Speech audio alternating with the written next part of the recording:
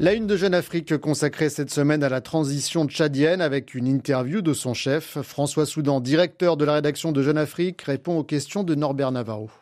François Soudan, bonjour. Cette semaine dans Jeune Afrique, un entretien avec le chef de la transition tchadienne, Mahamat Idriss Déby Itno. Il y a 5 mois, des manifestations contre la prolongation de la transition pour 24 mois supplémentaires et le maintien à sa tête de ce même Mahamat Idriss Déby avait été maté dans le sang. Vous écrivez qu'il s'agissait d'un accro dans une transition tchadienne qui pourrait, selon vous, être considérée comme exemplaire. Mais pour le numéro 1 tchadien, c'était une tentative de coup d'État de l'opposant Success Masra qui vit depuis en exil et qui dénonçait 200 morts lors de ces manifs. Que croire ?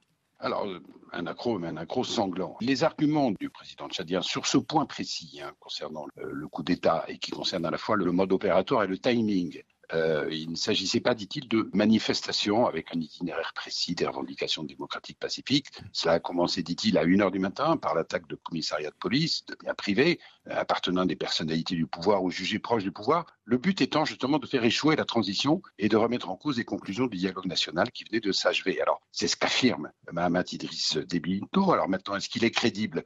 Une chose est sûre, il s'agissait d'une marche non autorisée avec des revendications qui étaient dures et qui étaient radicales contre le maintien au pouvoir du régime, contre la prolongation de la transition. Donc d'une marche qui était, quand on connaît l'inaptitude des forces de sécurité à assurer le maintien pacifique de l'ordre, et sachant qu'il y avait une absence d'encadrement des jeunes manifestants, une marche qui était potentiellement conflictogène. Cela, ces organisateurs le savaient, l'assumaient. Alors qu'est-ce qu'ils avaient en tête ? Seulement protester, ainsi qu'ils l'affirment en tout cas, ou aller jusqu'au bout de cette protestation, c'est-à-dire de déclencher une insurrection destinée à renverser le pouvoir. Seule une enquête indépendante pourrait trancher sur ce point précis. Justement, la Commission nationale des droits de l'homme, ce jeudi, a publié son rapport sur cette répression, indiquant que ce sont 128 personnes qui ont été tuées. C'est beaucoup plus que ce que dit N'Djamena, et elle attribue la responsabilité principale des événements aux forces de l'ordre. Alors oui, N'Djamena parle de 73 morts. Encore une fois, ce que dit dans cet entretien le président tchadien, sa réponse se résume à dire en gros qu'il s'agissait de légitime défense.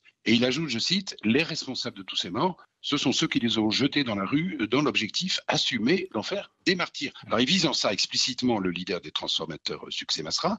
On sait, Norbert, que telle n'est pas la version de Masra, qui dénonce, lui, la répression d'une manifestation purement pacifique.